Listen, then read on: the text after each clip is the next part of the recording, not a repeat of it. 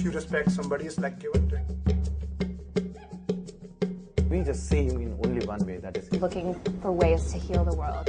I think faith, even if somebody falls I can on everybody's been spectrum, and that in every religious community or ethical. Recognise that in the UK, that faith communities do. Kia ora and welcome to Baha'i on Air. In this episode, we've got a special guest, a young filmmaker, Sonya Sier, and she's made a film about religious tolerance, so we'll be talking to her about that, and we'll talk to her a bit about herself and her journey as a filmmaker who's trying to do something really positive with their work. My mum was doing this amazing community action program, which was run by the Fulbright Commission in America, that was started by Senator Fulbright.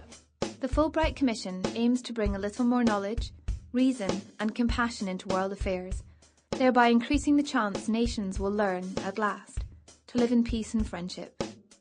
The first month that I was in America, I was based at the University of California in Santa Barbara. I lived with 7 others from different countries around the world that were interfaith activists. We were all sent out on projects. I was sent to Auburn Theological College in New York City, where there's a face-to-face interfaith program for young people. I was kind of going, this is really exciting. It's like, how are people going to hear about this? How is this going to get out to the world? How are we going to know? And she was saying, oh, well, you know, I think there might be some projects when I come back, and maybe there's going to be an academic book. And of course, my thinking is, who's going to read an academic book? Wonderful, academics will, and they'll be inspired and they'll maybe read and write more. But, you know, back home in the UK, we've got a lot of problems with young people. They're feeling really disassociated from life and from society and from really engaging with being a good citizen. I've been raised with parents of 2 religions, and these 2 boys who I'm good friends with, and I was sitting there one time and they told me I was lost and I have no path, and I was struck so hard I had to leave the restaurant just because of this fact that I am no longer respected by my own friends, and now this, you know, lack of faith or religion is just putting me in the middle of nowhere. And I think they're not full of hope. Like, I turn on the TV and there's conflict in Israel and Palestine. There's conflict in Africa. There's loads of terrible breaches of our human rights.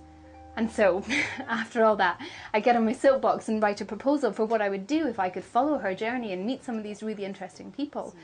And basically, I come up with this idea for Beyond Tolerance, that I'd follow her journey and interview as many people on the road who were really actively, positively engaged with religion and even the non-religious community in interfaith dialogue and action and trying to make the world a better place. And you said that one of the segments is called Why Value Faith. I think that sounds really important, so tell me about that. Yeah, that's right at the beginning. So our introduction is, you know, is this religion thing important to people? Is it kind of outdated?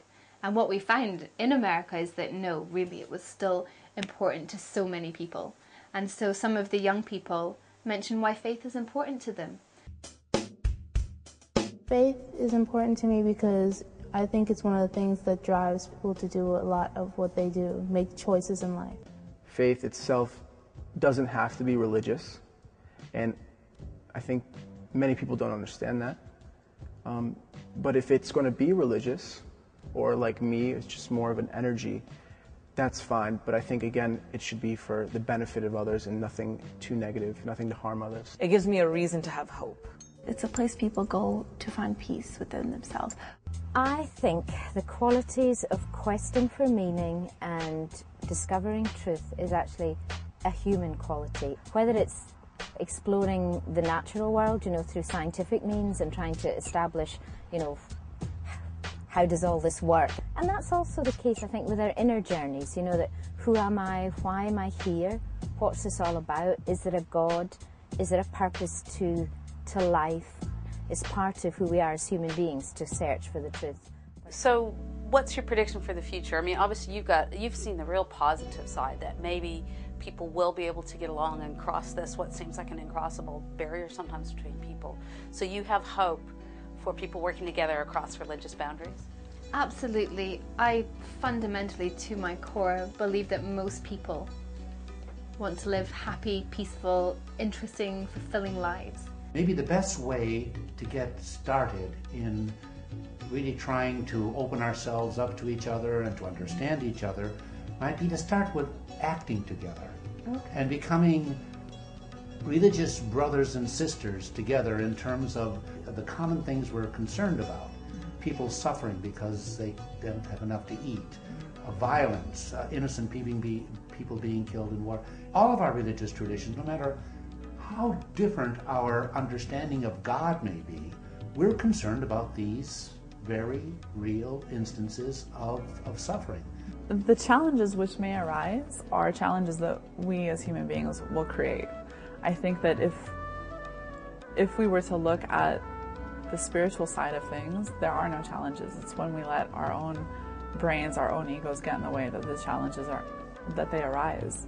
If the focus is one, then those challenges will eventually sort themselves out. We will sort them out. It's not going to be easy, but it's necessary and very doable. So many of us incline towards embrace this world where people from different backgrounds are appreciating one another, are building relationships, are doing activities together. We just have to stand up for that world. And we have to have particularly the language to say, this is what I believe in. And if you're against that, if whoever you are wants to destroy this, then I'm not going to let you win because you're destroying something that I love. And I think we just need to harness that, you know. And if we do, and everybody takes those little steps, we're going to be fine.